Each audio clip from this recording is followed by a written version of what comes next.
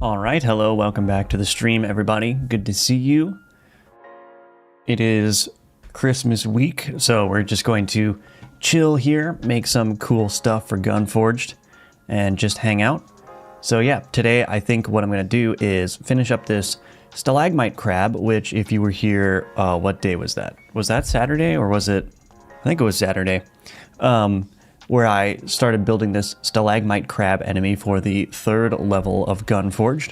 So the enemy, when I finished on Saturday, still needed a exit shell animation. So it's got an animation to enter the shell, it's got an animation to exit the shell, and it's also got a run animation.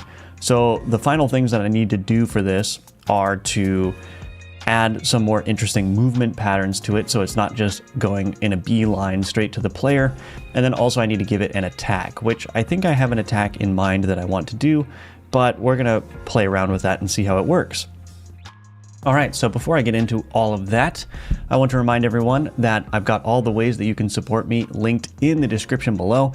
If you've got a niece or nephew or son or daughter or anyone who needs a last-minute Christmas present and needs or is interested in game development with Godot, might make a good Christmas gift to get them one of the courses linked below, or maybe just a gift to yourself.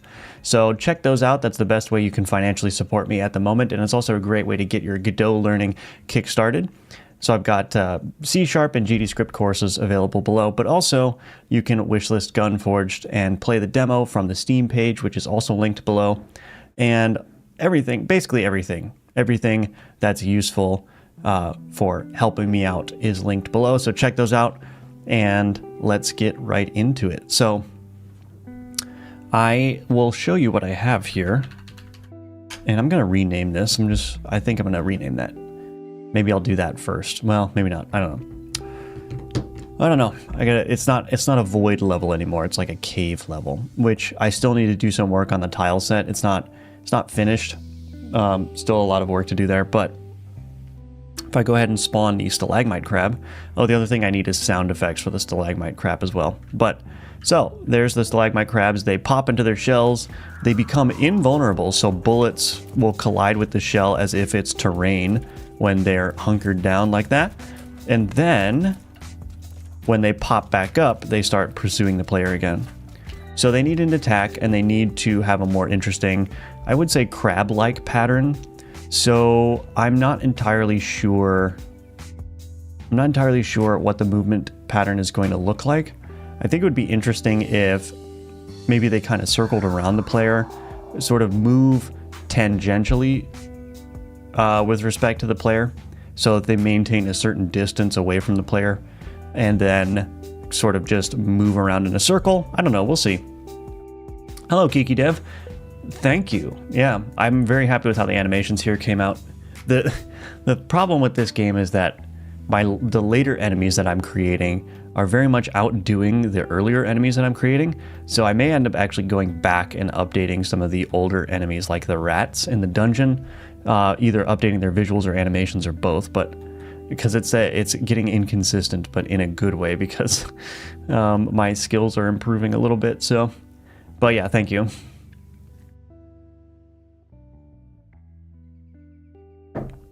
So let's start with the movement pattern here. What is this? Oh, why is that happening? Stalagmite crab, go. Why does Godot do this? Oh, wait. I actually did shift some stuff around. Okay, never mind. I blamed Godot for something that was ultimately my fault. All right, so let's do some interesting movement. So right now it's just going straight to the player position. And what I want to do actually is set a desired distance from the player. So let's do this. Private float desired distance from player. Can I do this? Excuse me, 1 second. I had a frog in my throat, I guess. Who says that anymore, by the way? I remember that being the thing that was said all the time when I was a kid, and now it's like I've never heard that anymore. Anyway, matthewtill.rng.randfrange. Can I do this here? I'm not actually sure. Let's do a minimum distance of 64 and a maximum distance of 128. Sweet. Can I do a read only? Ooh, look at that. Okay, so the desired distance from player is going to be anywhere between 64 and 128 pixels. And I'm going to use that to determine how it looks. And then maybe we'll give it a little bit of interesting, maybe like a zigzaggy behavior. I think I can do that. I can probably borrow what the snake was doing. So let me look. So if I want an entity to just follow the path that was generated for it, what I can do is I can call follow path here. And all that does really is that just gets the direction from, or the direction to the next path point, and then it just accelerates in that direction. But what I can do if I don't want to use that behavior where it's just going straight along the path, I can instead call get path direction, which will give me the direction to the next point in the path, but that just returns the vector 2, and then I can manipulate that direction in the code to have it deviate from the path a little bit. So I'm going to try to do that, and let me see.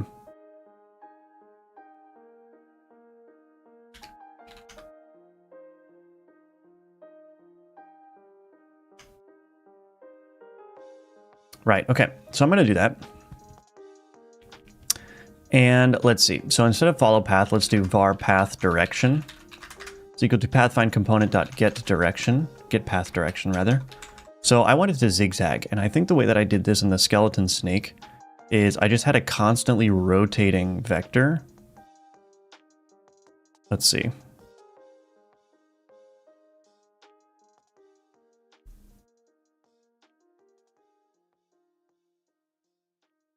Am I missing something?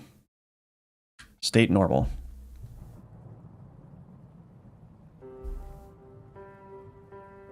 Yeah, so I'm keeping track of a head angle here, rotating that, getting the direction, and then rotating the path direction by that angle. Okay, so yes.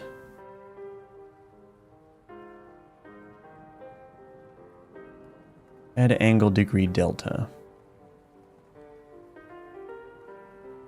Okay, so let's say private float path deviation degrees is equal to 0, and then let's do a delta here. So private const path, private const float path deviation delta. Oh my goodness, I'm a little bit slow today because it is the Christmas season and I was up late. Not doing anything festive, I was playing Path of Exile, but the season is a perfect time to have an excuse to just be very unproductive and undisciplined. Anyway, So I have it set to 180 there. So let's try 90 here. Then I'm actually going to path deviation degree delta. I'm gonna multiply this by a negative value or a random sign. So if I do rng.rand sign times path deviation delta. So basically what I'm going to do is I'm just going to assign either a negative delta or a positive delta to the rotation of that path deviation to each crab. And so basically what I'm going to do is, if you imagine like a unit circle, I'm just going to take a vector rotated or pointing to the right, and I'm just going to rotate it around that circle over time. And then that's going to determine how the path's going to deviate. And what that's going to do, if I do it right, is that should create a zigzag pattern for the crab. So that crab is going to follow that zigzag pattern when it's moving towards the player, and then it's going to maintain a distance away from the player of either, well, anywhere between 64 and 128 pixels. So now what I can do is this path deviation degrees is, well, we'll just leave that as 0. So what I'm going to do is I'm going to say path deviation degrees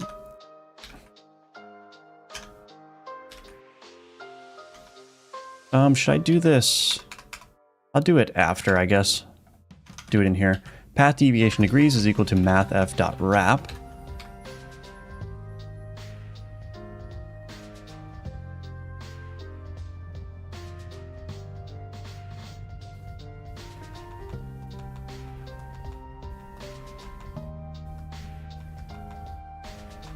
Yeah, that should be fine. So 0, 0f, no, value first. Path deviation degrees plus path deviation degrees delta times, we need delta, var delta is equal to get process delta time. And that comes back as a double, I believe. So let's just cast that on over to a float times delta. And we want to parenthesize that. Okay, so we're going to wrap that value between 0 and 360. Okay, so path deviation degrees. So we're going to wrap it around degree rotation. Var path deviation direction is equal to vector2.right.rotated degrees, path deviation degrees. And then what I'm going to do is I'm essentially going to only use the y component of that. Is that what I'm going to do? Let me think. How did I do it in the snake here? Let's see. Do movement. Rotated. So path direction, I rotated degrees, and then I set the absolute value. Right, okay. Rotated head direction at angle, okay. So let's take the absolute value of that. So path deviation direction dot x is equal to mathf dot abs path deviation direction dot x. And then I can say path direction is equal to path direction dot rotated path deviation direction dot angle. So I'm just basically converting a bunch of these numbers to the appropriate numbers. So again, what I'm basically, so now since I'm taking this absolute value, let me draw this. Maybe this will help. I don't know if it's helpful at all, but maybe it will help. So if I've got a unit circle like this, oops, like that, what essentially I'm doing here is,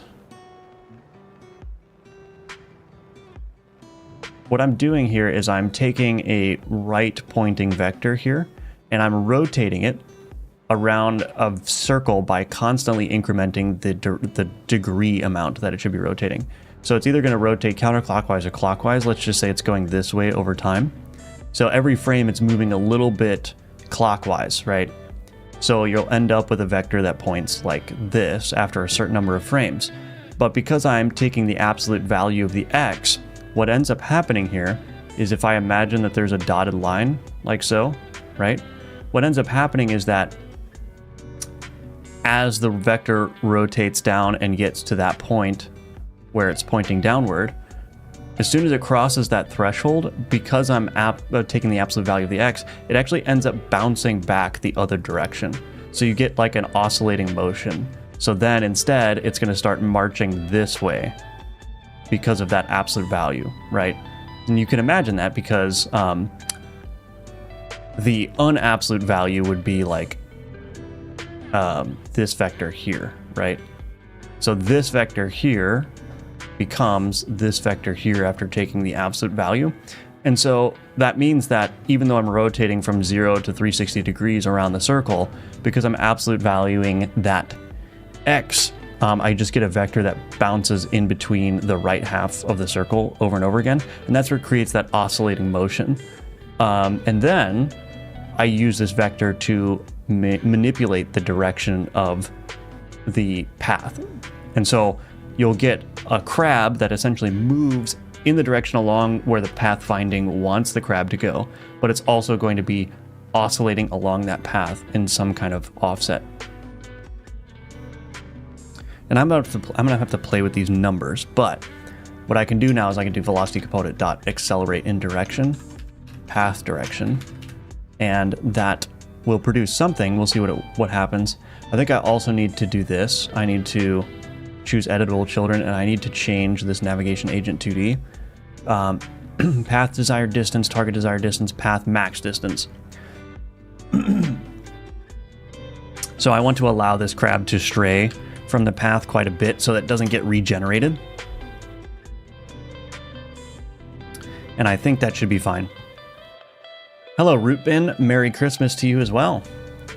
How are you doing? Welcome back to the stream.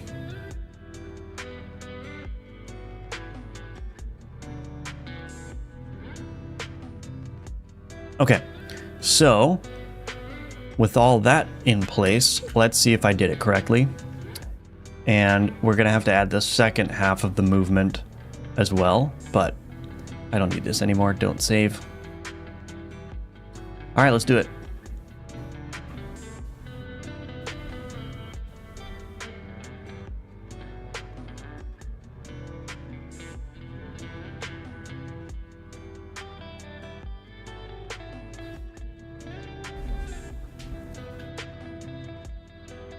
Is it moving fast enough? Let's see. Okay, so you see how it's kind of deviating from the path quite a bit here. Now, I do think I want to turn the debug draw on so I can see that better. I think that this probably needs to be a faster rotation, so we'll just try that. Oops, I ran the wrong scene. Now I gotta wait. This little maneuver is gonna cost us 3 years. Or whatever that line is from Interstellar.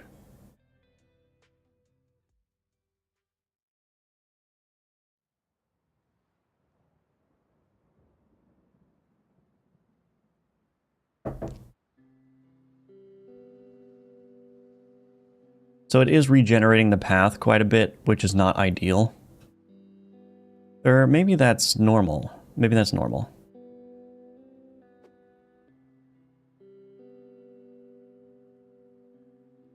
Okay, so you can see how they're kind of like skittering along in a zigzaggy fashion. I could even turn this up. I might turn it up even more. Just really emphasize the zigzag nature of it. I think that's going to be more in line with sort of what you'd expect from a crab.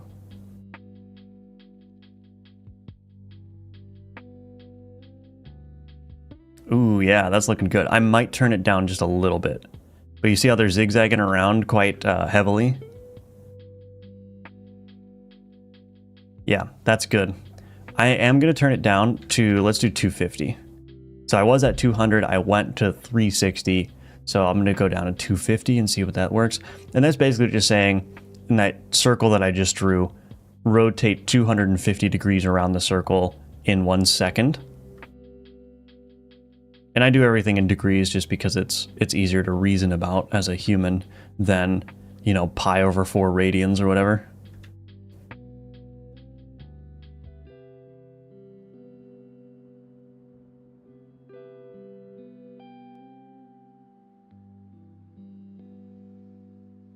Okay, I think that's looking good.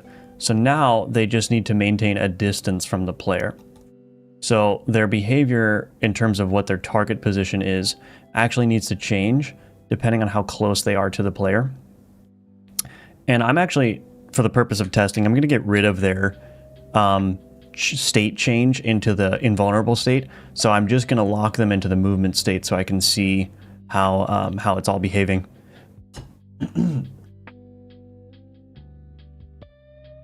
So ultimately, I think what I need to do is set the target position first based on the distance to the player.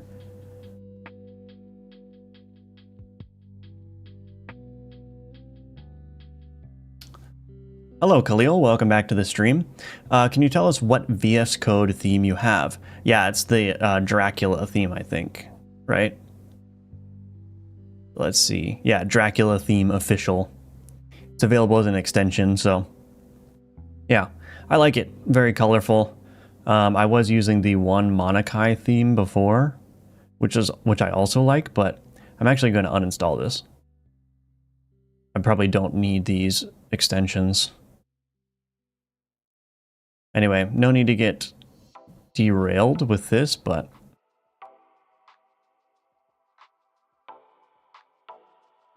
okay, so hello, Rin. Welcome back to the stream. Great to see you. Hope you all have a great break and holiday period. Thank you, Rin. I hope you do as well. Yeah, I'm having a good time. Hope everyone else is as well.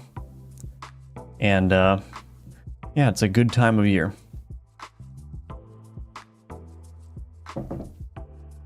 Anyone doing anything fun for either Christmas or New Year's or anything?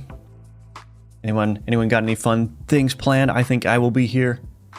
I will probably break into the whiskey on New Year's Eve, but that's the extent of my plans. Okay, anyway, let's see. So var distance to player is equal to player.global position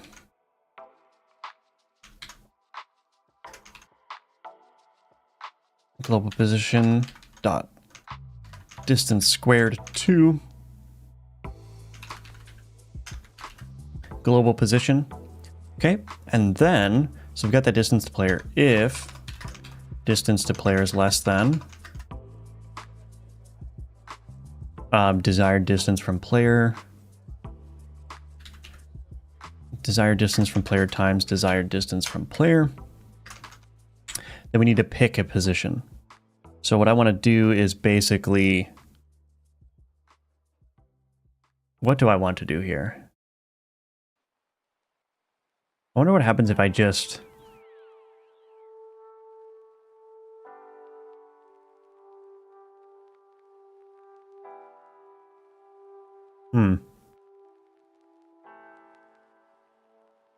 So what I'll do is I will say, okay, var target position is equal to player. Let's just do this. Let's do this. Var player position is equal to this.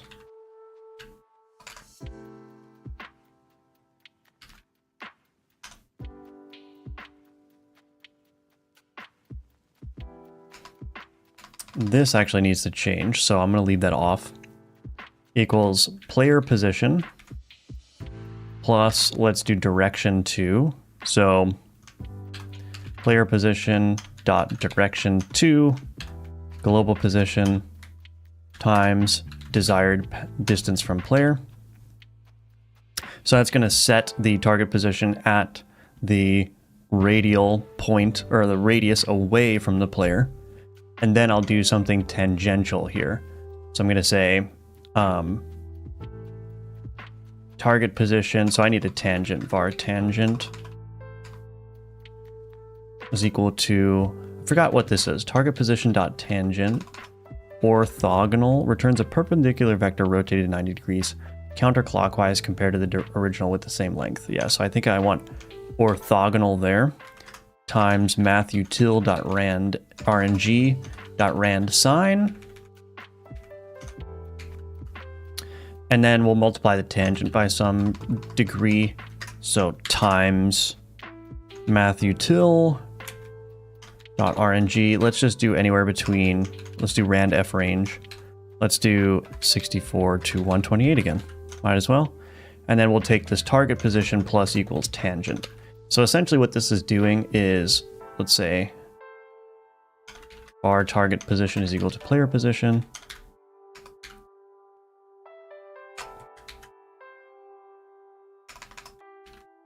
So what this is essentially doing is, if the crab is within the desired distance from the player, it's going to set the target position on this line to exactly that target distance away from the player in the direction away from the player. So if you take a direction vector from the player to the crab, it's just going to take that and multiply it by the desired distance. Then we're going to take a tangent or orthogonal. So it's going to be a perpendicular vector to that direction vector. Actually, this needs to be, this is going to be very wrong. Direction to player is equal to this.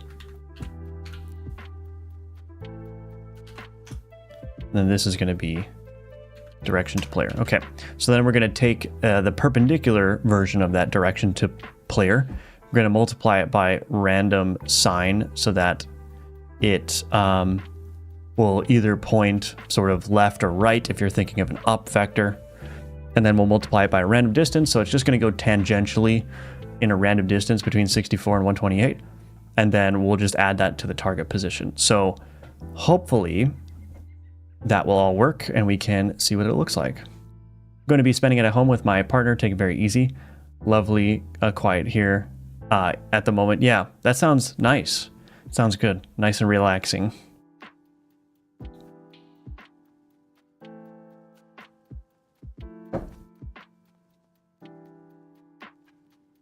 Okay, yeah, look at that. So we got a little crab shuffle going on. So it's not like perfect, but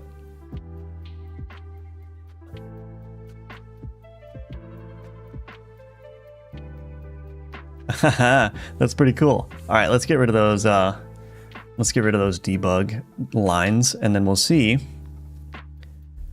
what that looks like. Let's do 10 of them. Let's just get a nice representative sample here.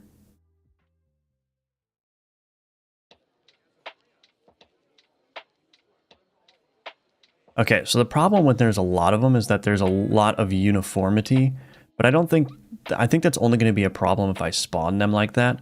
If I allow them to go into their states, I think they should be differentiated enough. They look very much like crabs. Well, they're kind of goofy, I guess, but...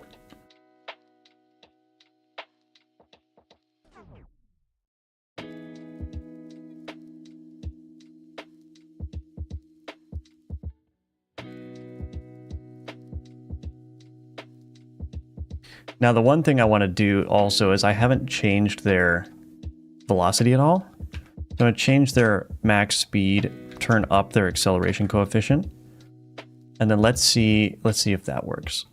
So it's a very tiny change. I just don't want to leave it at the defaults because it's gonna, if I leave every enemy have the default velocity, it's just all the enemies are going to feel very generic. So it doesn't make much of a difference, but I think players can definitely notice that kind of stuff. So I just try to make all the enemies feel different, even if they just have slightly different velocity values, you know. That's usually fine.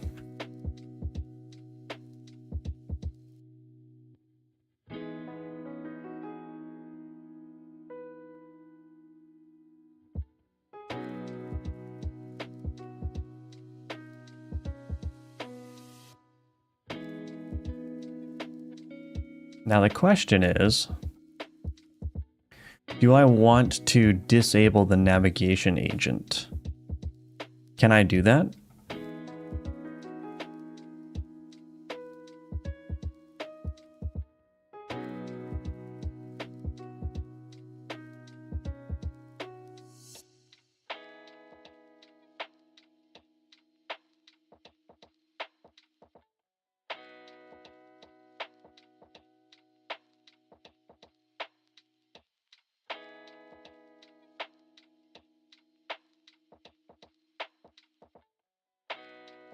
I wonder if I can set the avoidance priority to 0. I would either have to do that or change the avoidance layers. Because what's happening is that when it's in its shell, all the other crabs are kind of pathfinding around it, but I think that's kind of creating a mess. So I think what I'm going to try is turning off the avoidance, or turning down the avoidance priority. So if I go to my enter state invulnerable, if I do pathfind component dot navigation agent 2d dot avoidance priority, I'm going to set that to 0. And then when I leave that state invulnerable, I'm going to set that back up to 1. So I wonder if that's going to cause the crabs to just move through, or no. Is that right? I don't think that's going to work, actually. I wonder if I need to change the avoidance layer instead. But let's see. I don't think that's going to work. I think that's actually going to exacerbate the problem. But we'll see. Thank you, Randy Marsh. Very much in character, I see. Very much in character.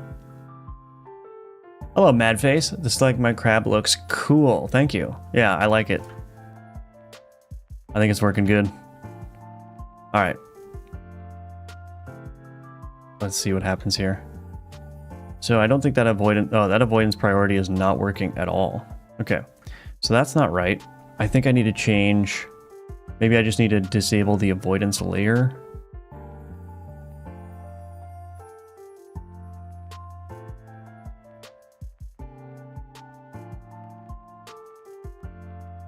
The real Randy is here, yeah. Hello, Hurt Wolf. Welcome, welcome.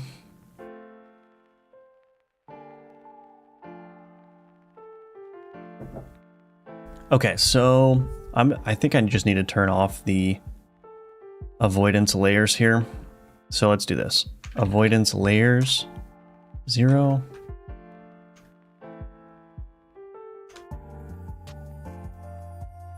We'll switch these back to 1. Okay, let's see if that works. If this doesn't work, I'm just not going to spend too much time on it. I don't think that crabs are very likely to get bunched up like that, but we shall see.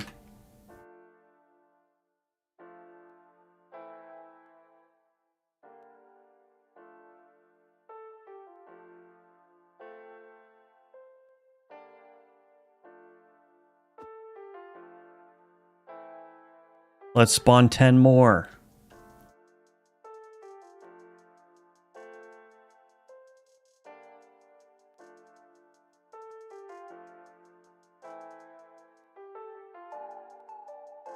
Is that working? I think it's working.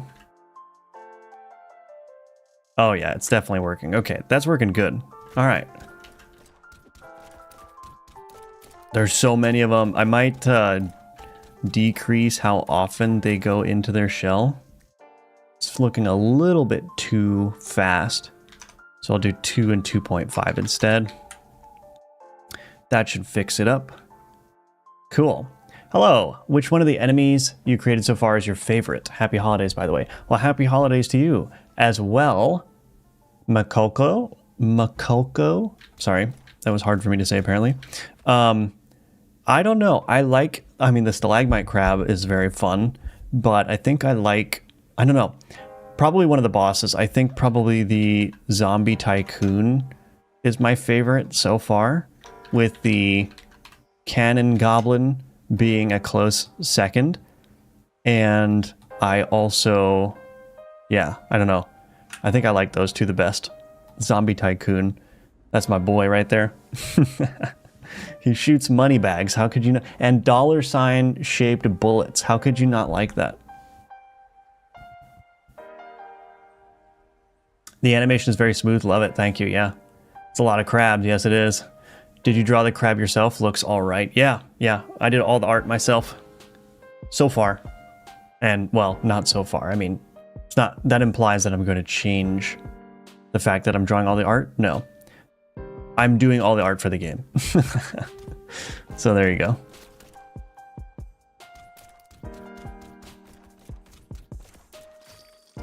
Bam. Okay. Let's spawn some more crabs. All right, so these things just need an attack now.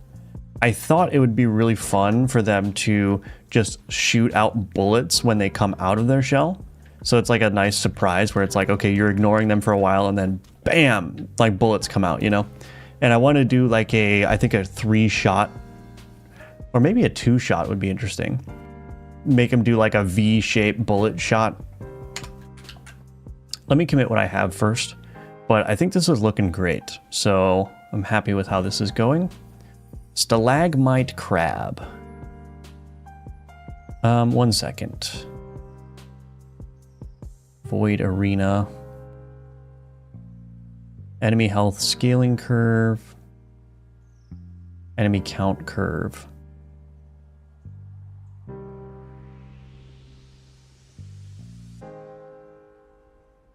Oh, I need to edit this for... Hold on.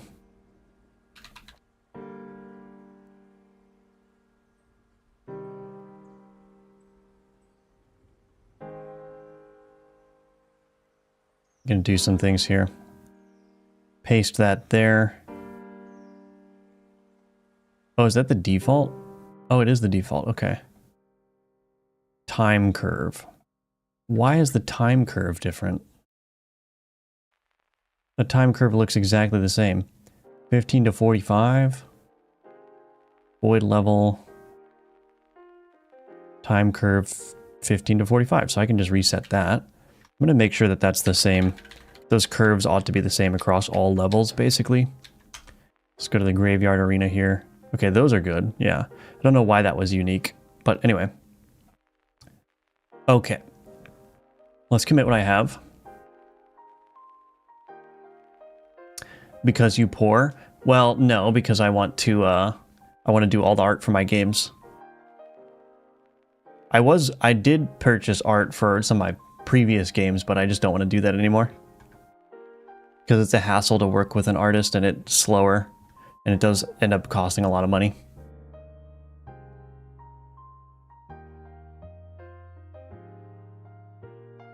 Okay, so I'm going to commit what I have. Let's see.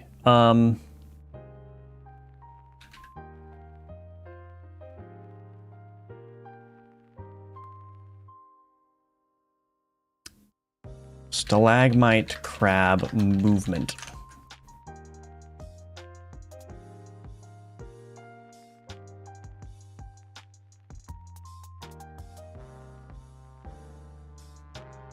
What if the shell shattered on death with like 4 or 3 random direction bullets?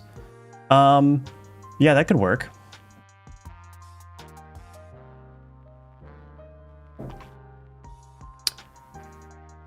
Yeah, on death bullets would be cool, I think. I'm maybe not for this enemy, but maybe there should be well, let me think. An enemy that shoots bullets on death. Yeah, I think that would work.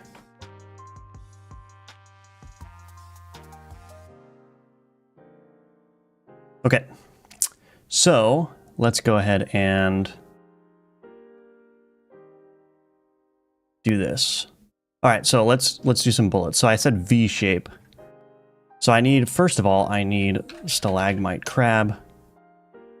Add child node resource preloader.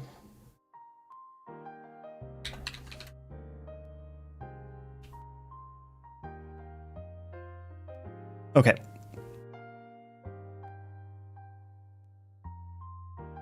So we got the enemy bullet here. Now, how do I actually spawn that? I actually don't remember. Where is an enemy that I'm actually spawning this? If you have an enemy hold any kind of liquid or poison, you could have them shoot out that liquid or poison on death. Yeah, that's cool. Yeah, that's a cool idea.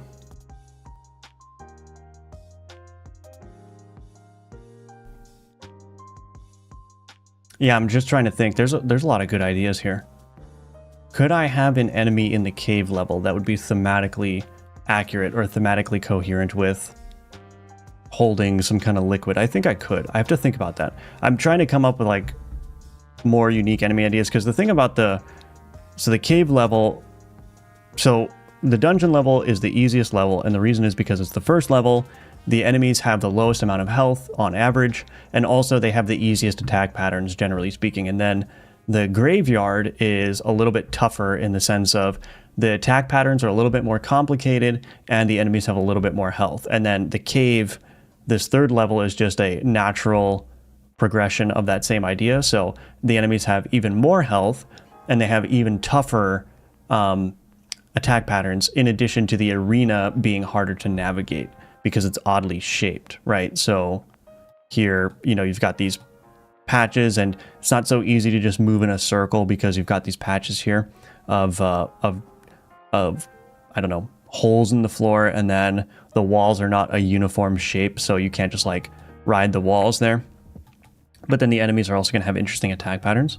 So I'm trying to think of like good enemy designs that can have a little bit more complexity in terms of their attacks. That sounds exactly like something that I'd be interested to explore, but I got to think of a good design, like an art design and combat design as well. So when they leave the state invulnerable, I want to spawn those bullets. Now, how am I doing it in here? Enemy bullet. So let's do this. I'm just going to copy this and paste it in here. Let's grab a reference to the resource preloader.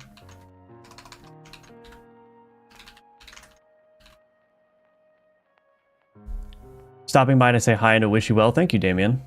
The crab thing looks oddly cute. Did you go into creating it with the intention of it being cute, or is that just a happy byproduct of the creative process? I think it's just a happy byproduct.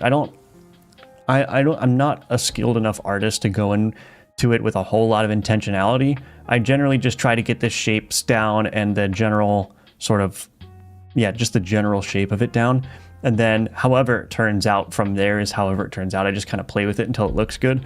And sometimes the things end up cute. I mean, I think that just, I guess my art style in general kind of, at least for this game, lends itself to cuteness. Like there's a sense in which even the zombie tycoon is like, you know, he's a zombie, but it doesn't look like that intimidating or scary. It's just kind of goofy, you know?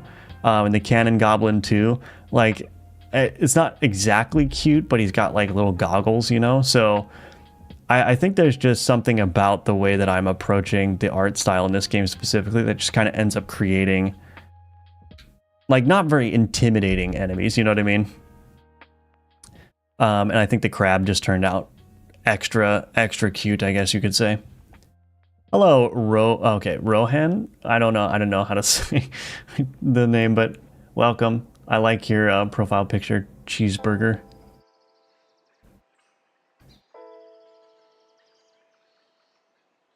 Okay, so I've got my resource preloader here. We'll make the enemy gun stats here.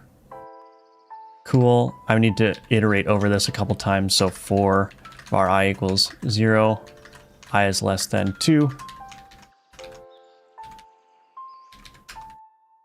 Okay, so vector 2 right rotated. Bullet interval timer, let's see. No, I don't need that. So I basically want this to point in the player direction.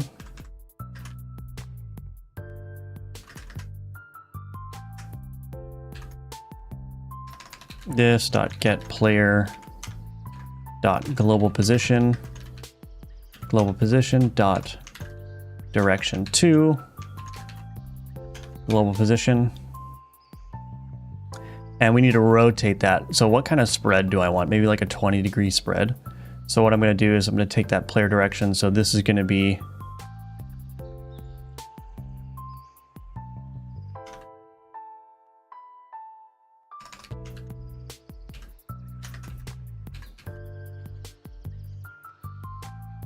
I'm just going to do some magic numbers in here. It doesn't really matter.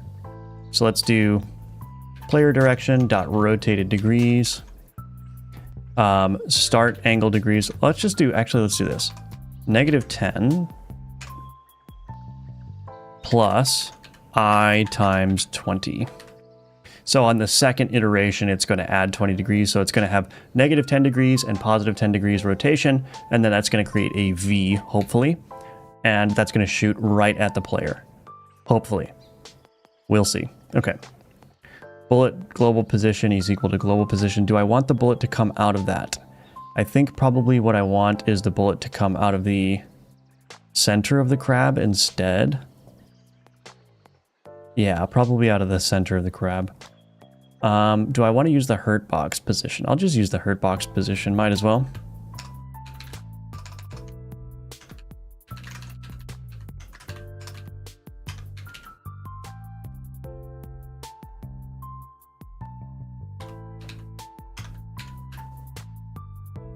Okay, that's gonna work.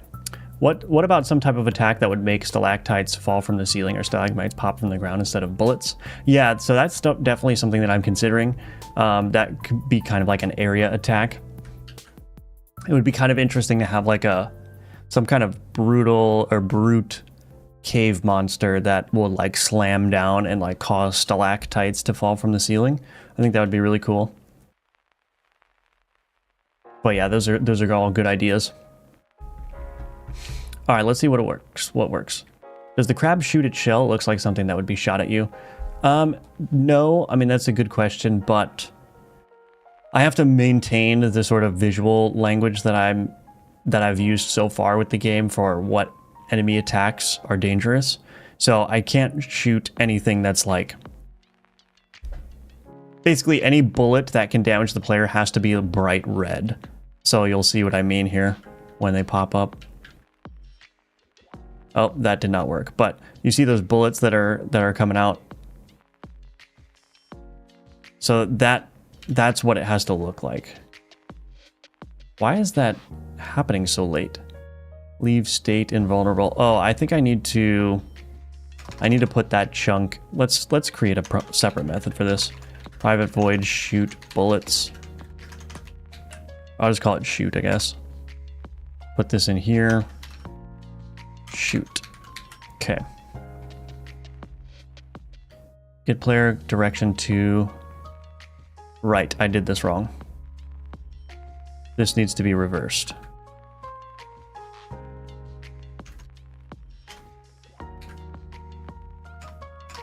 So yeah, the bullets need to have a coherent visual language. If I were to shoot like the shell at the player, that would need to be turned into an area attack with a telegraph indicator, because I don't really have a concept of like, oh, here's this normal looking thing that's dangerous, you know.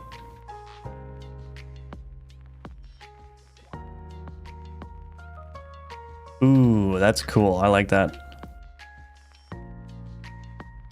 So you can kind of like weave your way in between them if you're far enough away. But since it's not shooting a bullet directly at you, you have to be careful too. I might even increase the radius a little bit. So let's do -15 and 30 instead. Does the crab shoot it? Oh, wait, I already read that. Sorry, Damien. Hello, Milky Way. Is that how you say that? I'm assuming. Hi and happy holidays. What dimensions do you use for your tiles and characters' enemies? Is there an ideal size or a sweet spot? So the tiles are all 32 by 32. And then, yeah, the characters are loosely based around that. What I basically did is I just picked a character size that looks decent. It looks like the character is about a tile and a half tall. And then every enemy that I make is sort of in reference to the player. So everything's being made in reference to each other. But I don't set out and say, okay, an enemy has to fit in this exact canvas size. I just make an enemy that looks good in relation to the player size.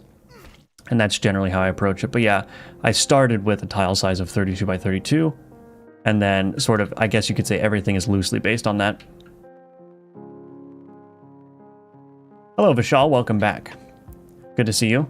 You mean something like fired up like a missile and dropped down from the ceiling after a few seconds? Yes, exactly. Yeah, that's exactly what I mean. I keep dying. You guys are distracting me. It's fine. I'm not actually doing a playthrough, so. Oops. Let's see how this works. Ooh. So when they pop up, yeah, look at that. I could even increase the speed of those bullets, I think, but we'll see. Like, the problem too is that since I don't have more than one enemy currently for this level, I don't really have a good idea of how the difficulty all works together. So I think I need to add probably a couple more enemies and get them all in the level at the same time to really get a feel for how difficult it is. Because the crabs by themselves are not terribly difficult, as I die. The crabs by themselves are not terribly difficult, but it'll be a factor, you know, that I have to consider when it's in combination with everything else.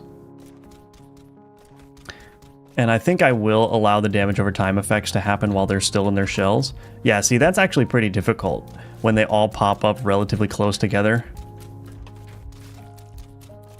I can't damage them, so I'll fight this guy, and then I gotta dodge these. Yeah, that's cool. I like that. Ow. Yeah, that's cool. I like it. Would be fun if the crabs sent out the army of smaller crabs. They hide under their shell. Oh, yeah, that would be funny. That would be funny. Okay, so that's looking great. So I'm gonna say, let's see. Yeah, so added attack to crab. Cool. All right. So that's all good.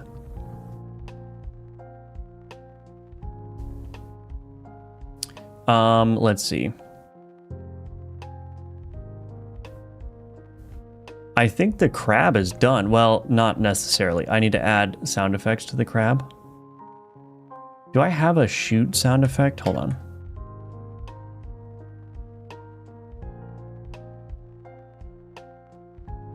How am I actually handling that?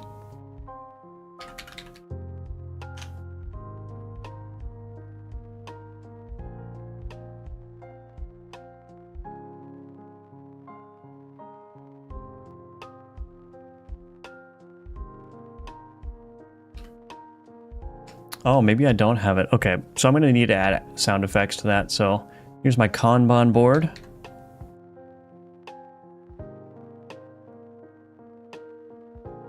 That's done. Did I add? I didn't add a card for a stalagmite crab. Okay.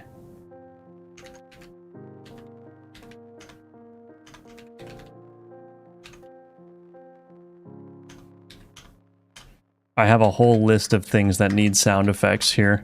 I don't like doing sound effects work on stream, just because it's not super interesting, and there's a lot of like me just sitting there like scrubbing through sound effects trying to find something.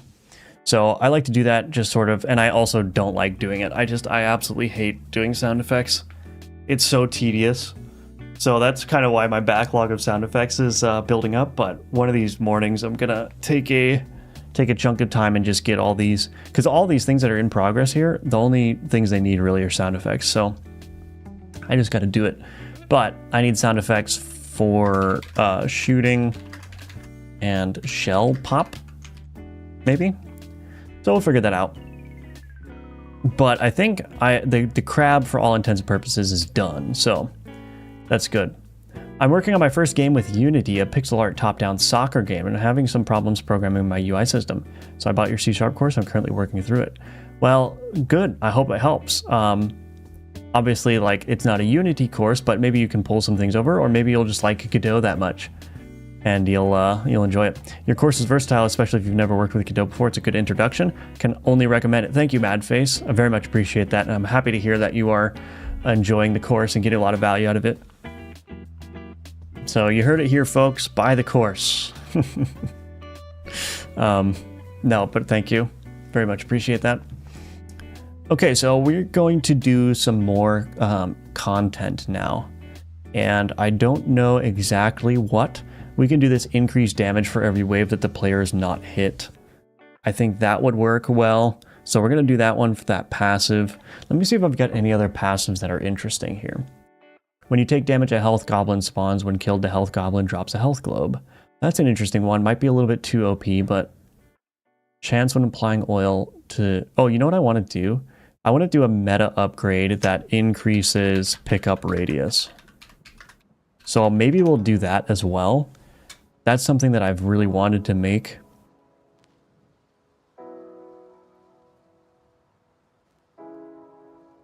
Let's see.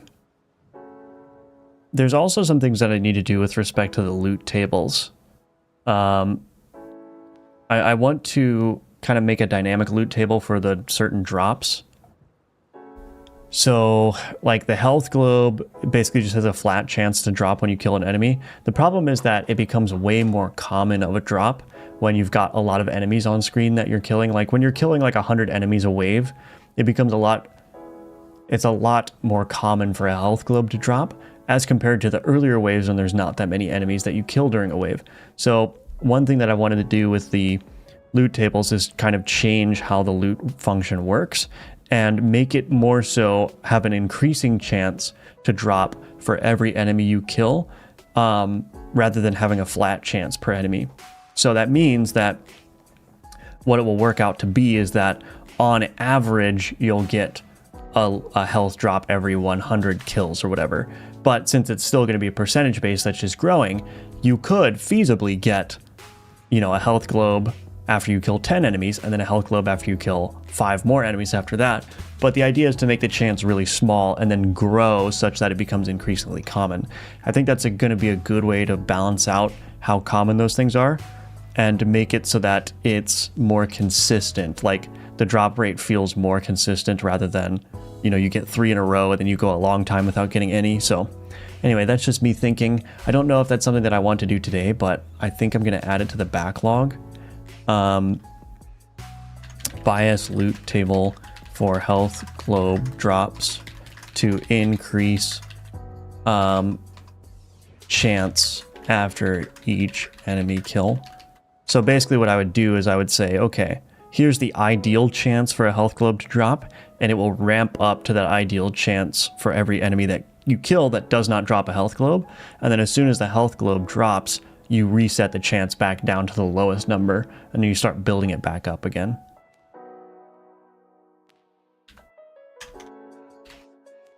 Because right now it just feels really uneven in terms of the drops. So I want to make that a little bit more compelling, I suppose. Let's see what other passives I got here. Enemies that die while on fire explode, dealing 50. I already did that for poison. The other thing is, like, I don't want to add passives just to add passives. I don't want to make a bunch of very similar passives because that's not gonna be interesting. Like, all the passives should have a unique identity. So gain movement speed when taking damage. I'm gonna change this. Instantly restore.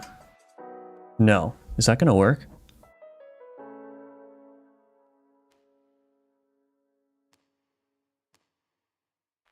No, that's not going to work. I was going to say instantly restore all stamina when taking damage, but the problem there is that that's not going to work with the stamina as health passive.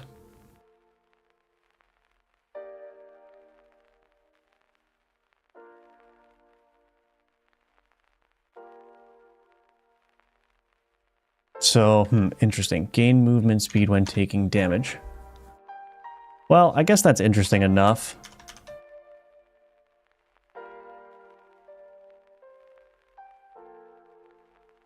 I don't know. Let's see. Grant invulnerability. That's not a good one. I'm going to delete that. Deal damage equivalent to your current gold when picking up gold. That's an interesting one.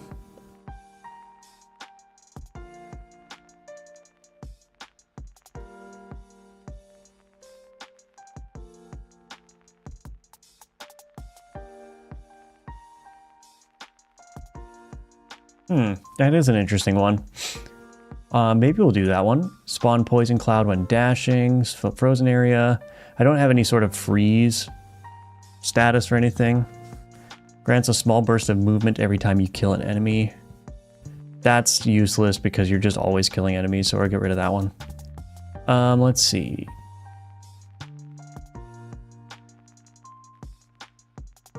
A minion that suplexes enemies. That would be really fun, but really hard as well.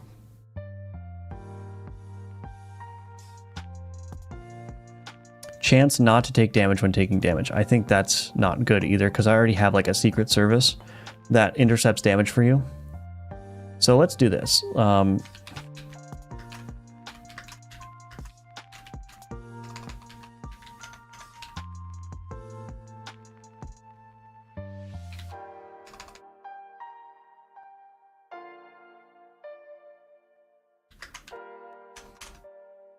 let's do that one as well. And then let's see. Amazing. How could you custom your game to-do list with Obsidian? It's just the Obsidian Kanban plugin, so everything you need to customize this list is available through that Kanban plugin. Just download it, and it's really easy to get started. Welcome back to the stream, by the way, Quang Tran. Good to see you. Affixes. Okay, let's start with what I've got there, and then if I blow through these things, then we will investigate adding another new piece of content. But so I'm going to do these two things. So we'll do a passive where you get increased damage for every wave that you don't take damage. And then we'll also do a meta upgrade. So this is the upgrade tree that increases the pickup radius. So that means that it'll be easier to pick up gold and health globes and all that stuff. So I will go ahead and do that. But first, Matt, this tool is Obsidian, the note-taking app Obsidian, with the Obsidian Kanban plugin. So, and welcome to the stream, by the way. So I'm going to go ahead and take a quick 2-minute break. I'm going to get a refill on my coffee. And when I get back, we'll go ahead and work on those two pieces of content. So while I'm away, please check out the links in the description below. Those are all the ways you can support me. You can purchase my courses. It's a great way to financially support me and learn how to build a complete game in the Godot engine. You can also wishlist Gunforged on Steam and play the demo and let me know what you think. But give me 2 minutes and I'll be right back, and then we'll continue on with content development.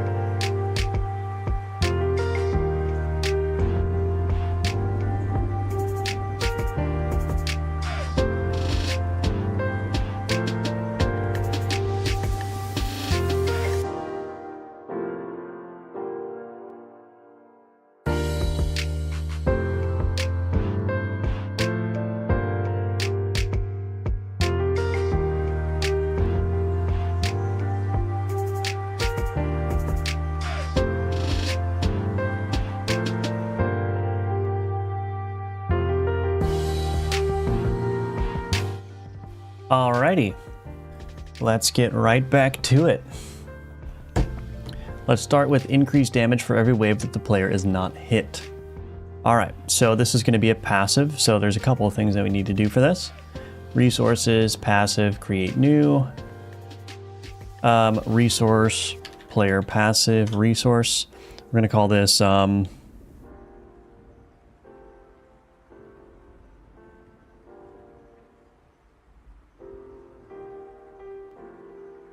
the one thing that occurs to me is I may need, well,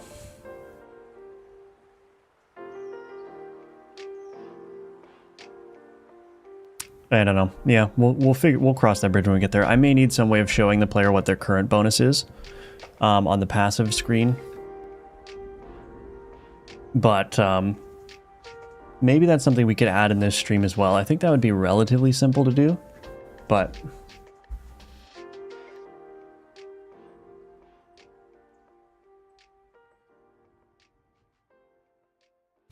Okay, sorry.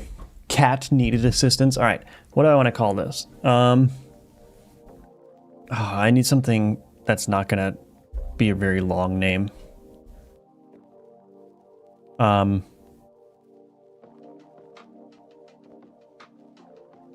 Let's call it increasing damage. I think that'll be fine. Okay, what do we want to call this?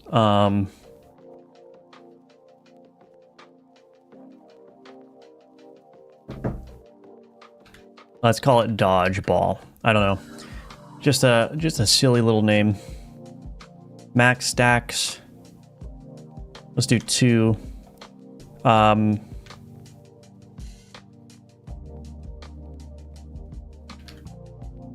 Deal. Let's see.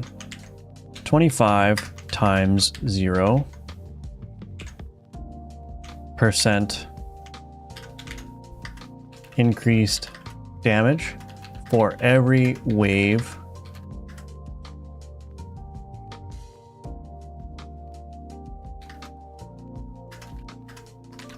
you don't get hit, don't take damage. Bonus resets upon taking damage. Now, we're going to want to make sure that this does not... Well, let's see. There's the Heart Sacrifice Shrine, which technically does damage to you, but I'm not sure if I should make the player immune. Like, should taking the Heart Sacrifice count as damage? Probably not. So there's a couple of considerations. That's the thing, as the game gets more and more complex, I have to think about these things. So anyway, deal 25% increased damage for every wave you don't take damage. Bonus resets upon taking damage. Let's actually bump that down. Well, is that going to work? So you'll deal 100% increased damage after 4 waves. And if you manage to dodge, if you get this on after the first wave, so that's what? That'll be 18 waves. So divide by 4, so you could deal up to 4, no. Yeah, you could deal up to like 450% damage by the end of the map. That's assuming that you get this passive very early and you don't take damage the entire time. That sounds reasonable. Only if you can regain the health. Yeah, you can regain the health. This is nothing to do with health. It's just basically saying if you don't take damage, you get a damage bonus, and if you do take damage, the bonus resets. So it should be fine. Okay, so that's good. So increasing damage. So let's go ahead and create the passive now.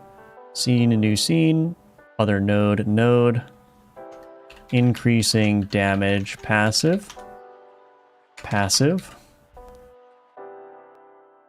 scenes, component, passive, save.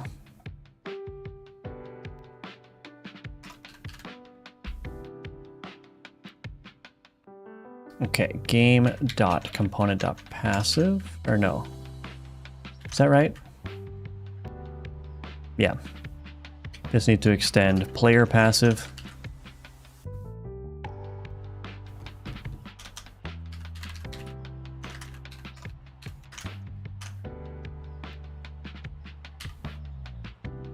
Okay, so player passive here.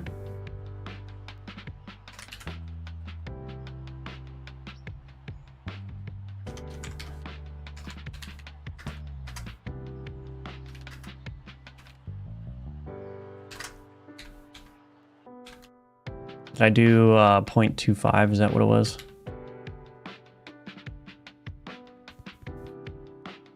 Yeah.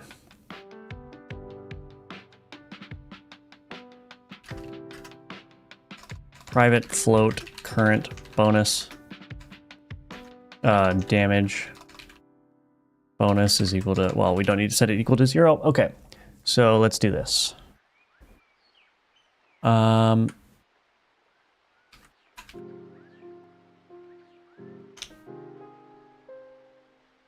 Wave completed. Wave running started. Yeah. So we want these things.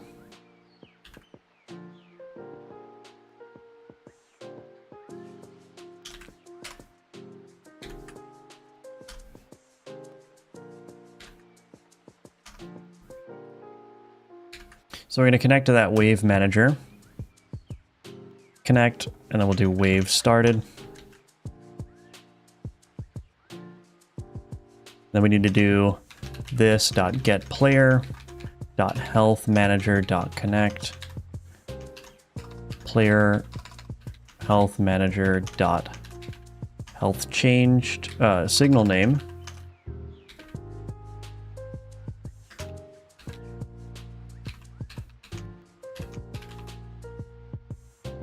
Callable from on health changed health component dot health update.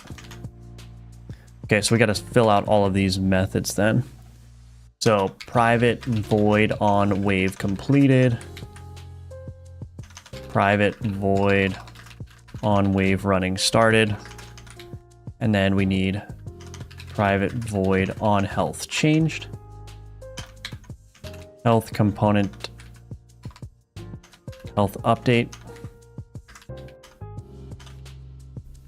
It'd be cool if you could assign a preview image to your components in the file system. Yeah, I think you can. I don't know. I think there's a way to do that, but I'm not sure if that's true.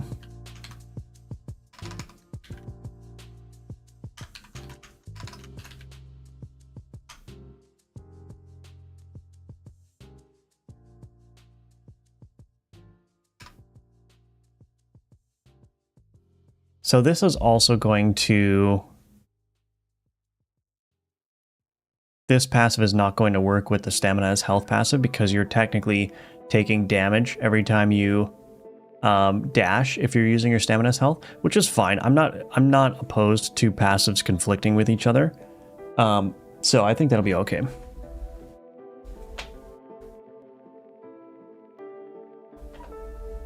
There's an interesting synergy when you're using stamina as health from that passive. Whenever you dash, you take damage, but that synergizes really well with the blood hit passive. Basically, whenever you take damage, you inflict maximum blood stacks on enemies and deal 100% of your weapon DPS. So if you have that with the stamina as health, every time you dash, you inflict that on enemies. And so it's just like, it's a really cool interaction that I want to keep. But since it counts as damage, it's going to negate this one. So there are going to be considerations that need to be made by the player in terms of how you want your build to work out. Or if you're using stamina as health, you can just choose not to dash, and then you can have this benefit. So anyway, so if it's heal or unchanged, return. So that means that we're going to take damage.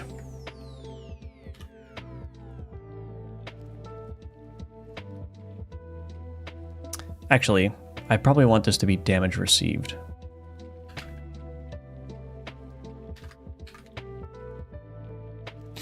Okay, so damage received. So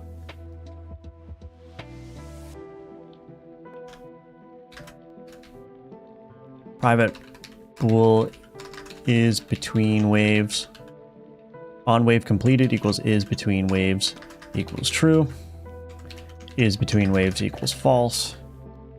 Health update damage received is less than 0. Or is between waves. We're going to return. Otherwise, we're going to say the current bonus is equal to 0. Cool. And then on wave completed, what we're going to do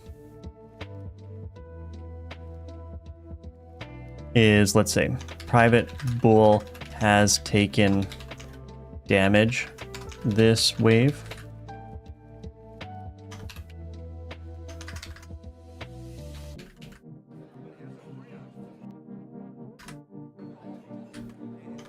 If not has taken damage this wave, current bonus plus equals damage growth.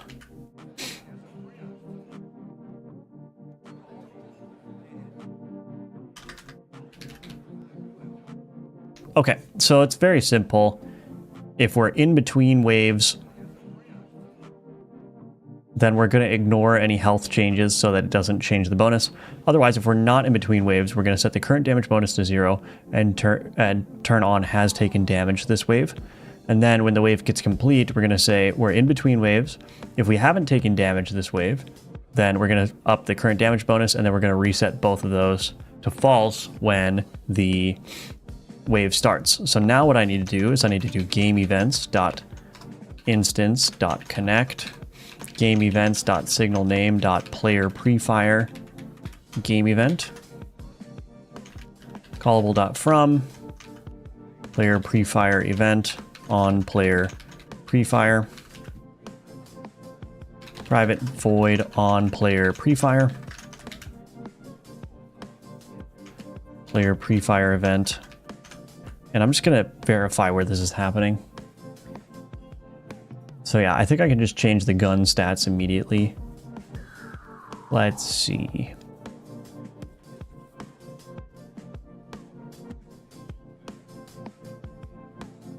On pre-fire. Yeah, okay. So pre-fire basically says, okay, I've clicked the button to fire. I haven't yet created the bullets or anything, but the bullets are about to be created. And so the reason I'm doing that, where am I at? The reason I'm doing that is because now I can modify the gun stats that are actually passed into the guns through this pre-fire event. So what I can do is I can say player pre-fire event dot gun stats dot bullet damage percent modifier plus equals the current damage bonus here.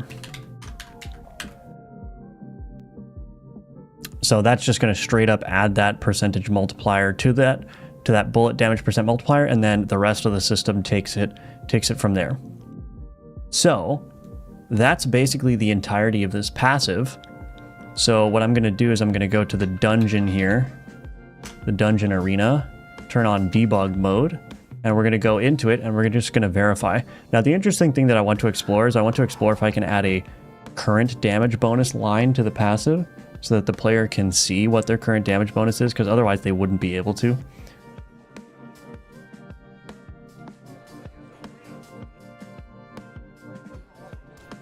So let's go ahead and check it out. I thought all of tech was taking this week off. Not me.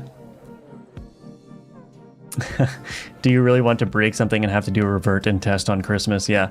No, that was definitely the case when I was working in the software world. It was like, basically don't do anything Christmas or New Year's. Like, no, everyone's out of office anyway. All the vendors are out of office. So if you have a problem, like, no one's reachable. So it's basically a very dead time, which is nice because you could kind of sit back and relax.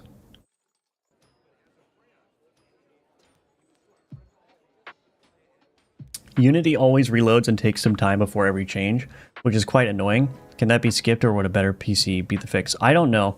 I don't know anything about Unity, honestly. Obviously, a better PC can't hurt, but I wouldn't be able to let you know if that would definitely help. Maybe somebody else in the chat can answer that question. Wait. Add passive increasing damage.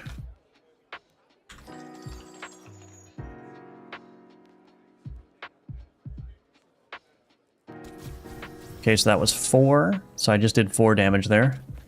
And that's 5. That's 25%. Yeah, so that's working. Okay, let's see. Oh, I've got a sacrifice here, so let's see. Increase stamina by 1. That did damage to me, but that shouldn't change my bullet damage, yeah.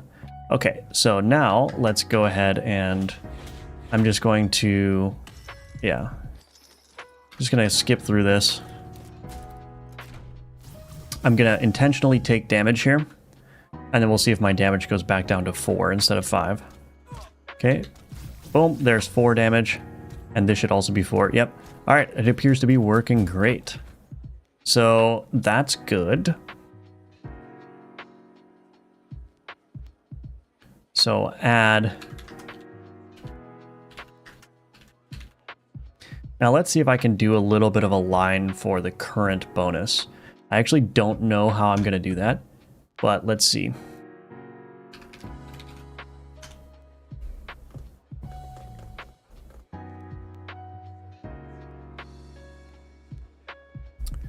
Update player passive. So in here, what it's doing is it's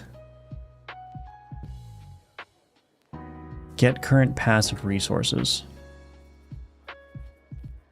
X passive resource duplicate X dot occurrences.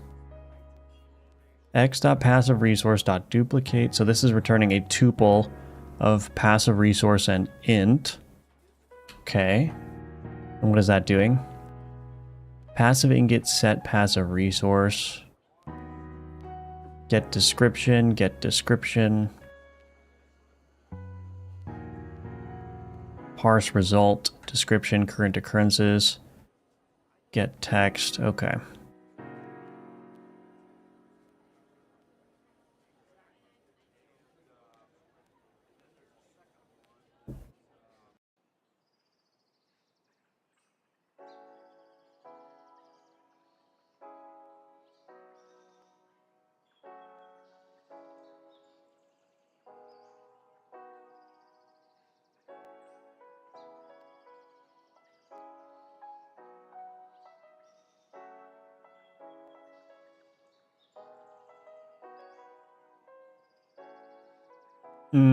Okay.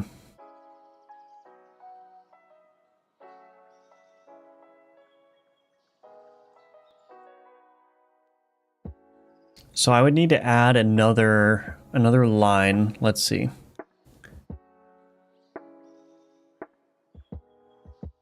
I would need to add another line. Let me think.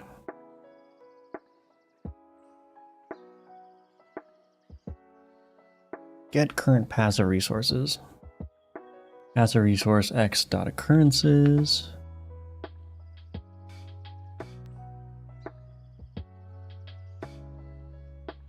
Yeah, I only have occurrences here.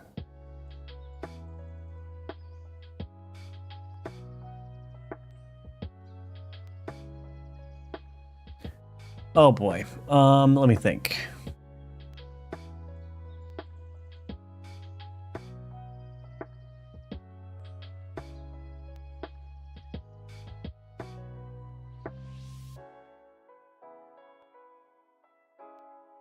So I think what I need to do is, if I wanted to do this, I'd go to my player passive. I would add a public virtual void get current bonus text format, maybe? Public virtual string, return null by default. Then what I would do in increasing damage, I would do this. I would say public override void, or public override string, get current bonus text format. Then what I would do is I would return something like this. I would return current damage bonus 1, 2, and then we can just do the multiplication in here. Oh, do I have to, can I escape this?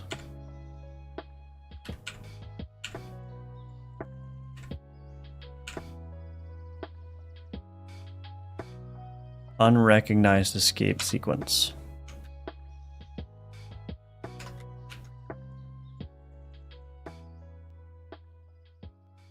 Might have to do the old school string formatting.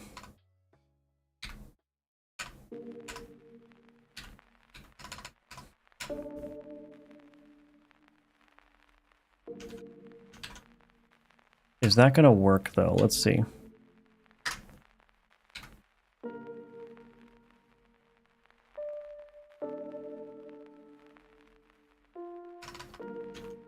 mathf.round current damage bonus times 100.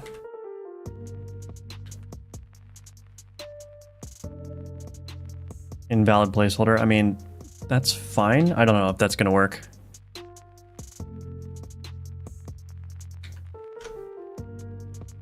I don't know if that's going to work. We'll see. I think Unity just generally takes a long time to reload script changes. A better PC might improve wait time, but from my experience, it usually takes a lot longer compared to Godot. Yeah, that sounds right to me. Hello, do you plan on adding controller support? I'm working on my Godot game. I was looking at other Godot games to see how they implemented controller support. I am not planning on adding it for release just because it's so difficult. So it's going to be mouse and keyboard only for release. If the game is very popular, then I will probably add controller support in a follow-up patch, but I can't justify the time that it would take to spend right now.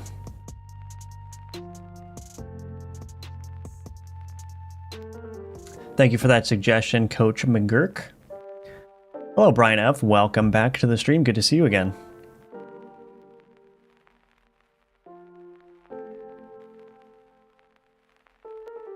Yeah, that makes sense, Slavi. Yeah, Godot for 3D leaves a lot to be desired, but which is unfortunate, but that's just how it goes. So if I do get current bonus text format, then when I go to my player stats UI, get current passive resources, let's do this. This is going to be very messy, but I'm just gonna see if this works.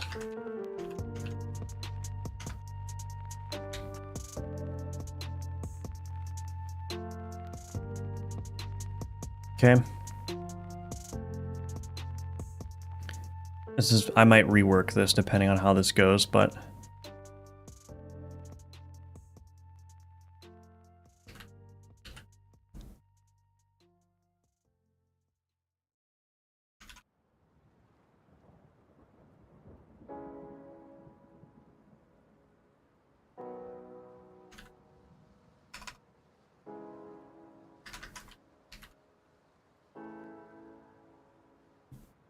description label.text. Current occurrences equals 0, or current occurrences get description, else get description, current occurrences, new occurrences.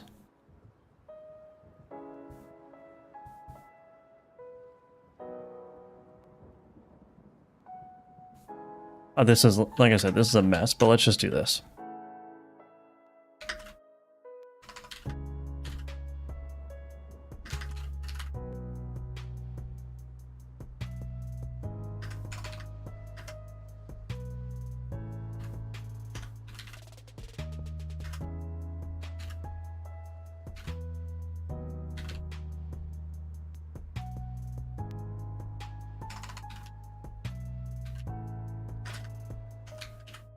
Okay, so when I call get text now, parse result bonus text format. So when I call get text, what I need to do first, final text equals rich text. That's not, okay, anyway. To upper invariant, that's fine.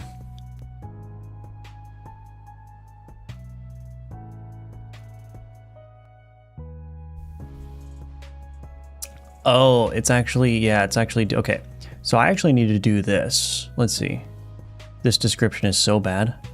Rich text equals, final text equals rich text. If bonus text format, let's do this. If not string.is null or empty bonus text format, we're gonna do this.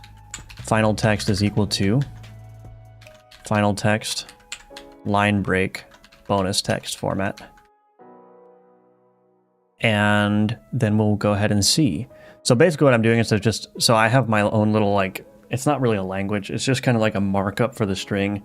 And then this parsing, what that does is that allows me to parse the pieces of the string that need to be highlighted in red or need to be multiplied by something. And then all of this generates rich text BB code that is then displayed on that passive ingot label. So that is what I'm doing. And then basically in this increasing damage passive, I can override get current bonus text format using that same like language markup that I was using. And I can place the number that I want in there as the current bonus and just pass that along. And so I think that should work, but let's see. Hello, Uguma. I'm using Windows. Yes, indeed. Windows 11. Is it because of the drag and drop UI that controller support would be hard? Yeah, it's partially that. It's partially just there's a lot of UI going on, generally speaking.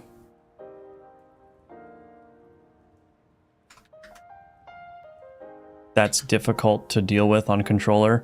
But then there's also like auto aim stuff, right? Like you need to have aim assist on controller. At least that's the common wisdom. So trying to figure out how to get auto aim to work in a decent way is also, you know, I don't know. It's also something that's difficult and time consuming. Did you see the honey extension drama? What are your thoughts? I do not. No, I don't have any knowledge of that. I barely know what honey is.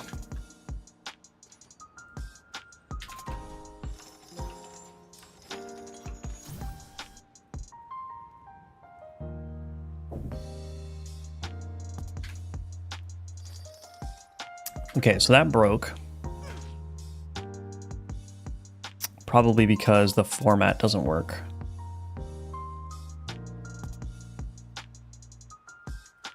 Yeah, so this isn't working. Is there no way to escape these things? Let's see.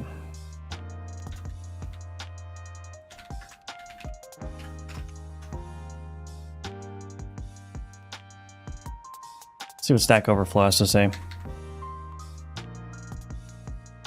For you to output foo123, you have to do something like 3 brackets. Are you serious?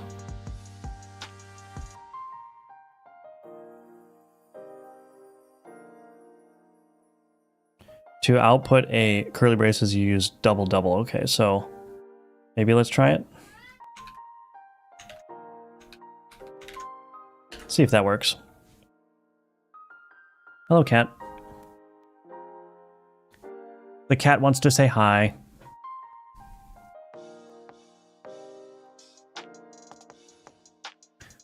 How was the fun little crab coming along? It's great. Yeah, crab is basically done. I just need to add sound effects. Here, I'll spawn a crab just for you, Brian. Actually, I'll spawn 10 of them. So they have their little pop-out animations and they shoot. It's hard to tell. This room is very crowded, but that's how we're doing. Let's see. Okay, so the current bonus was not added. Why was that the case? All right, who wants to do some debugging?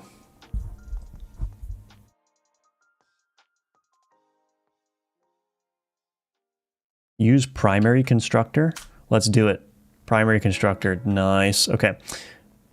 Let's go ahead and put a breakpoint there and let's launch it. I'm doing well, Felipe. How are you doing? Thanks for joining the stream. Good to see you again. Don't know if you already think about this, but here I go. Well, let's see. I'm waiting. The suspense. You don't have to, but the shell do a charge up attack or something would be funny to see. Yeah. Yeah, I agree. I might do some stuff with that crab still. Okay, where is all this being called from?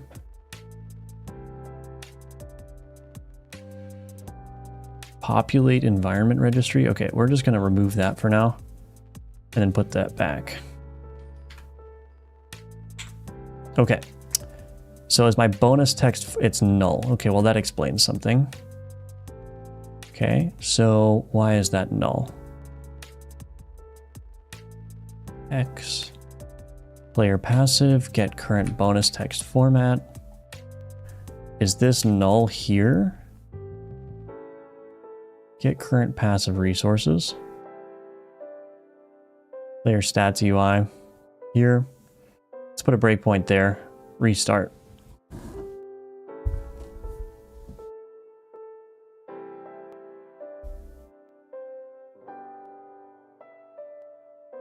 I played the Gunforge demo, and I think that the music when upgrading weapons, so being chill, should stop or play some chill music. That is my perspective, of course.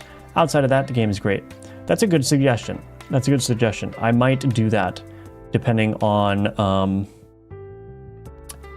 I want to get the final. I need a new music track for the graveyard, and I need a new music track for the cave. Once those things are in place, I'm either going to have the dungeon music redone to match those two better, or I can have, like you said, a chill intermediary or intermediate stage. Yeah, like chill music that can be used across all 3 environments, right? So like you've got your action music, and then it will fade out and fade into, you know, the chill music or whatever. I think that's a good suggestion. Also, when changing the weapon, you don't know the gun you have it before. Yeah, I think I understand what you mean. Doing great, good. No worries. Thank you for that feedback. I'm definitely going to take a look at doing some of that stuff. We'll see. Got a lot to do still. Okay, passive resources, raw view. Oh, I don't have any yet. That's why.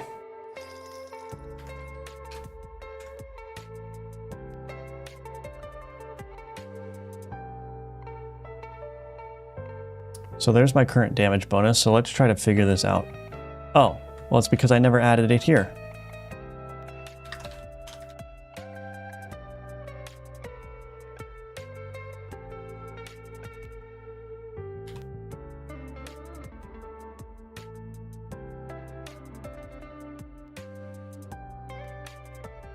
Cannot convert from string to int. What are you talking about?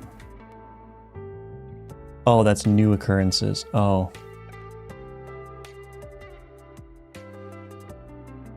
Well, this is just getting silly now. I probably want to change that somehow, but let's see. So what is it you're trying to work on at the moment? Sorry, watching the kiddos while listening to the stream. All good. I'm trying to get it so that way I can show a current bonus.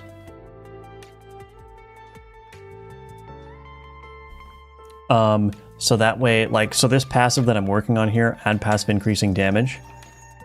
Oh, look at that, current damage bonus, sweet.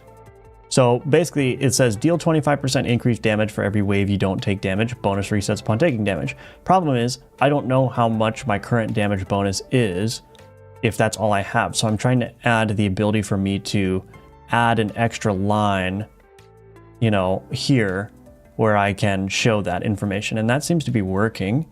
So what I might do is, well, not what I might do, but what I do need to do is in here, bonus text format to upper invariant, like so. And then I want to add another new line. So there's a gap, a space there. And then I need to make it so that this returns current bonus 0%. Okay. Let's try all that. So there are going to be some passives in the game that would be helpful to have that current bonus. And now I have a nice way of doing that pretty easily. So now current bonus 0%. See? So that's just a little bit of extra information for the player there, which I think is going to be much appreciated. So I'm going to add that passive increasing damage there. I've got 0% current bonus. Blam. Now I should see that my current bonus is 25%. Okay. Let's just go again.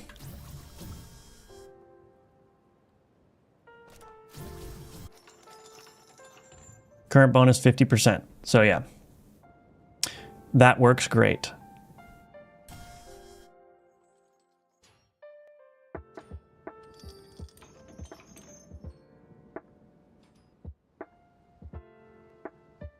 So, I mean, that's kind of messy, but I don't really see a reason why I need to go super deep on that right now. We're in finish the game mode right now, so we don't want to spend too much time on things. By we, I mean I. Okay. Add ability to show current bonus on passive ingots. Are there any other passives that I need to show that for?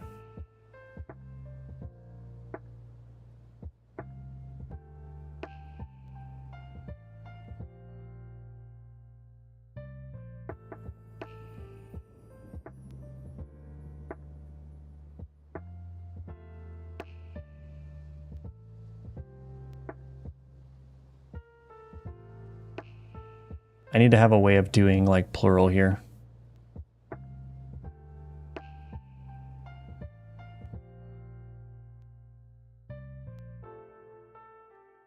Maybe I'll just cheat and I'll do parentheses S.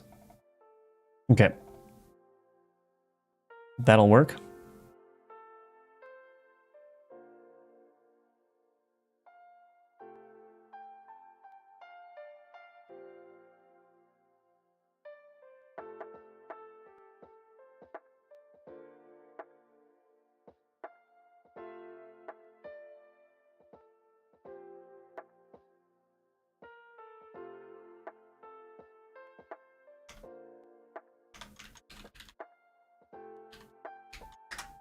So I want to do that probably for lifesteal.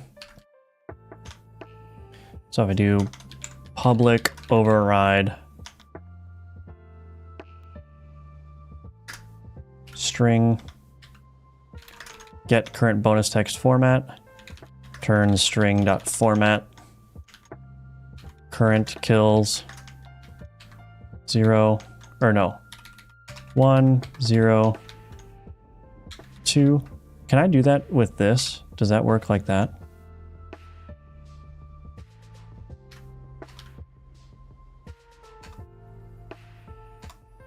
And then this is going to be current enemies. I wonder if that works. So we'll just go ahead and add those current bonus things. Another thing I realized when I'm playing, I tried to spam left and right click simultaneously. It's like an overpowered thing to do. I played PD, I played 1 skull level danger. I don't know what that means. PD, I played 1 skull level danger. Yeah, I don't know what to do about the left click thing. I mean, I tried like experimenting with an auto reload mechanic, but really, I mean, it's not... I think it's fine because there are some passives that rely upon, for instance, emptying your current magazine. So you want to do that sometimes. Maybe I should do some more passives that change how you interact with the guns, but you know, you can't really like spam because you have to wait at least as long as the next shot takes. So if I'm shooting this gun, I can't get a shot of my shotgun off immediately. It waits until the next fire cycle would happen of the Moss gun before allowing you to shoot the gun. So that prevents you from being able to just like have an infinite fire rate by just mashing left and right a bunch of times. But I definitely want to find a way to make interacting with the reload mechanic a little bit more interesting. So if you have ideas, let me know. Joyous moment, a time upon which the Earth's rotation aligns the observer's hemisphere with the rejuvenating rays of our star, signaling a transition from nocturnal repose to diurnal activity. Oh, is it the solstice today?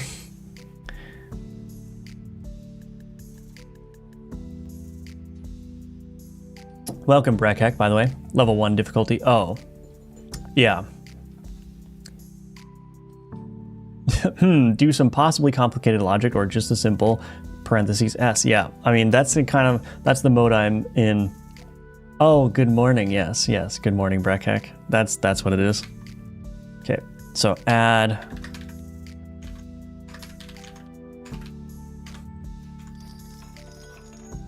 current kills 0. So let's try.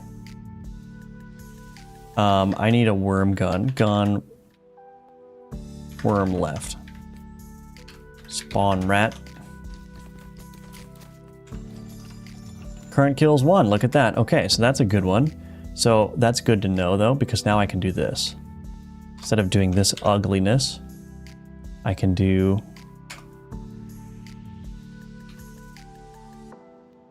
put this in here. Okay, that'll work.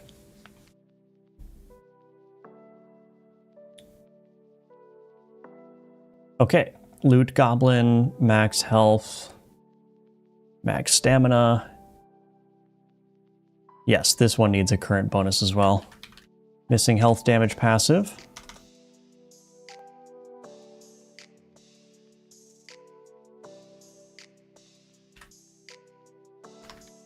Let's do this.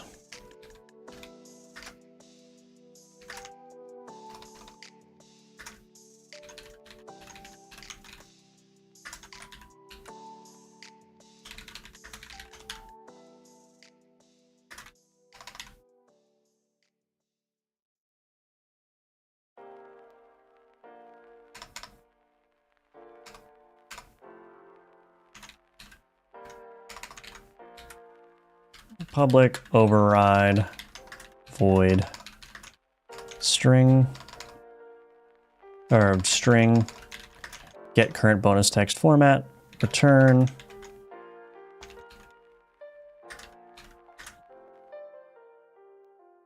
current bonus 1 2 mathf.round get current damage text format.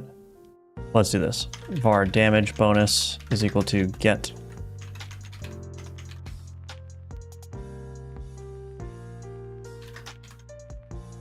Damage bonus equals 0, return null.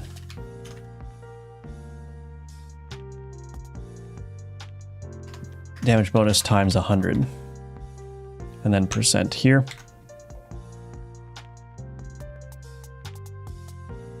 Oh wait, get missing health percent. There we go. All right, so that should work for missing health. Movement speed build up.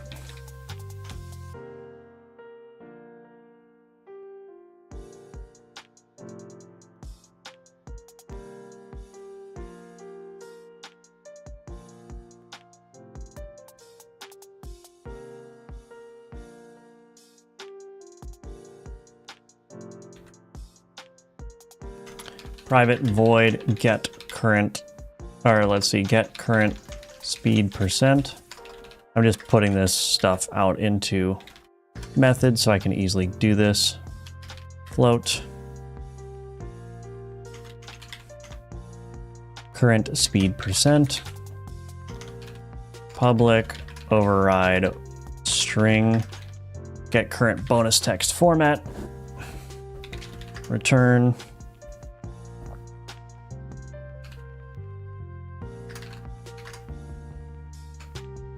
I'll just keep the verbiage the same. Current bonus.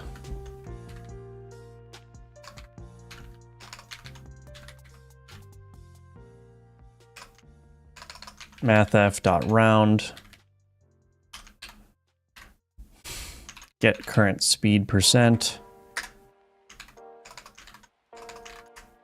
Times 100. Okay, that should work. Okay, next one, oil aura, oil fire.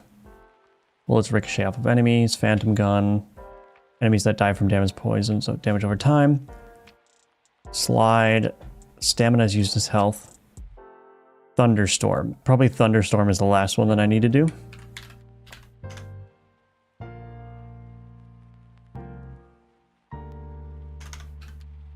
So public, override, void, or string. Keep doing that. Get current bonus text format. Return, $, quotes, current kills.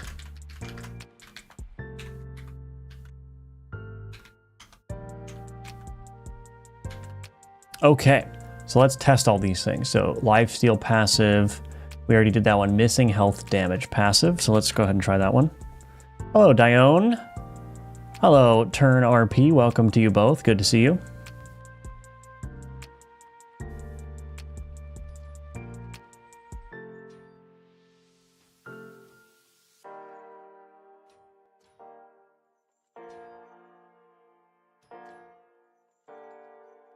Hello, Kwangtran. If you have any troubles like that, you have an idea to do, but don't know how to implement clearly and make several times to resolve this. So what should you do in this situation? Yeah, so if you have an idea that you don't know how to implement, first thing I would do is, to figure out why you don't know how to implement it. Is it because it's a very complex algorithm? Is it, because if it's just because you're a beginner, then what I would do is just keep trying at it, search online for other solutions, see how other people do it. But if it's a really niche thing that's like hard to do or requires like a lot of algorithm work to get to work right, the next thing I would do after that is see, okay, like, is there a simpler way I can accomplish what I want to accomplish without spending a whole bunch of time like trying to get this very complicated thing to work? Usually what I try to do is just like think, is there a simpler way to do this, or is there a different way I can get the same effect? So it largely depends on where you're at. I think the first thing you should do is see how other people have implemented such a thing, and see if you can find resources online for how to do such a thing.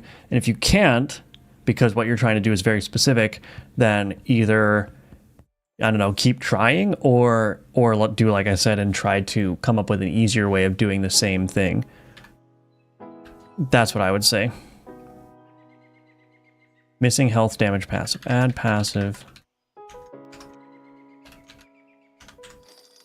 Okay. Why did that not work?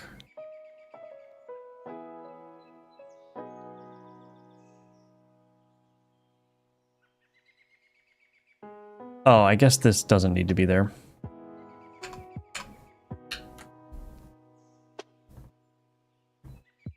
That's probably why it didn't work. Okay, movement speed buildup.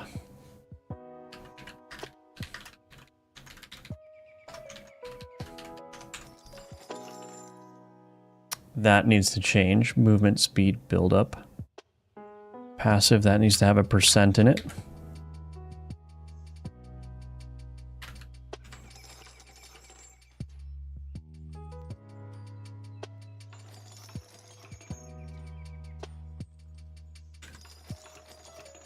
Perfect. Okay. So let's just run the game with those changes made. And then the thunderstorm passive. Your course is much good. You have intention to create more or update 2D platformer. I would love to update a 2D platformer. Yes, I do want to make more courses, but it's just a matter of finding the time to do it. And I would also love to update the 2D platformer one. As a matter of fact, if I do make a new course, it would probably just be an updated, refreshed version of that course. And I would probably like just update that course specifically instead of like making a new platformer course. I would re-record everything, but then overwrite all those lessons and everything.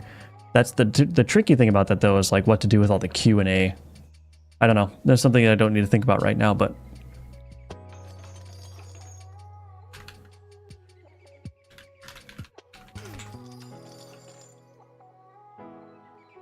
Sweet. Oops. Okay, well, that's fine.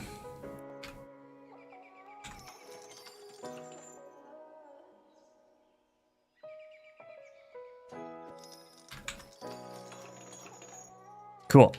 Okay, so that works. And then what was the last one? Thunderstorm. Gun, lightning, left.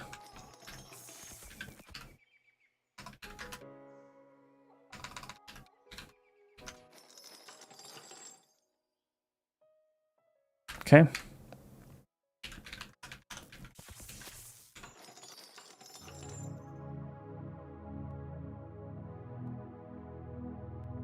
I'm going to change this wording a little bit.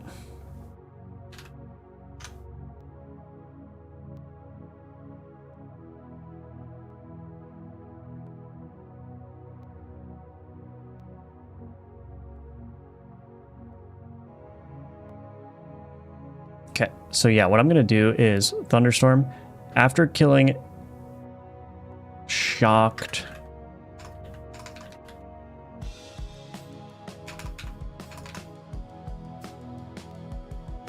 So just rename that or redo that wording a little bit.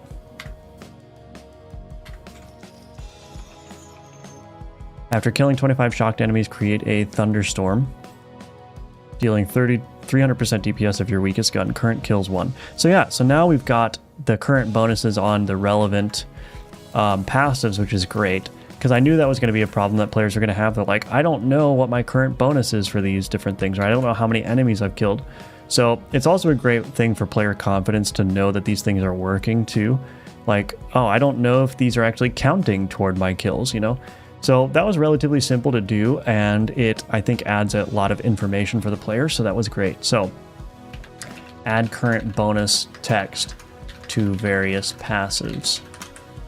So that worked out pretty good. I like that. Did you finish refactoring the gun customization? I did. Yeah, let me show you. I can show you what it looks like.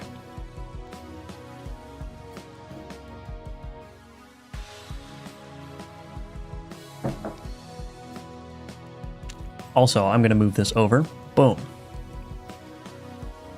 Okay. So I'll show you what that looks like real quick.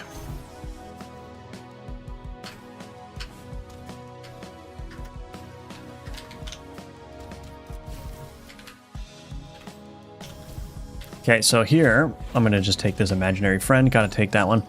So I've got all these things. I can move the parts over. Each part has an innate affix now. So you can see that I've moved. I went from having 3 poison runes to having a bullet split rune now, because that's an innate affix to the crystal magazine. And then, of course, I can have the banana as well. The banana has the knockback affix on it. And then there are other different things too, like the dragon has the fire affix. Then you get rune slots here. Now the interesting thing is that if you create a thematically coherent gun, so if I get enough dragon parts here, what will happen is that I actually get doubled, my rune slots get doubled if I have a thematically coherent gun. So that is like a nice little set bonus if you manage to construct a full gun.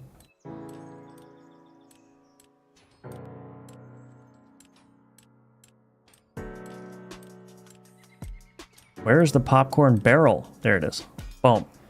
So yeah, I think it's a really nice thing. So you get a thematically coherent gun, which means that you get 3 copies of the same affix here, the innate affixes, and it tells you where the affix is coming from too. It says this rune is provided by the receiver and is not modifiable. So these are not removable or sellable, but then you have all these rune slots here, and so I can do all that stuff. So popcorn and fire, let's go. Anyway, so that's how the system works now. I'm very happy with how it's working. I think it's working great. This UI is going to be wrong because this is too big. I need to figure out how to change this. I'm gonna do this. Let's see. Gun Scrambler UI becomes too long if player has many rune slots.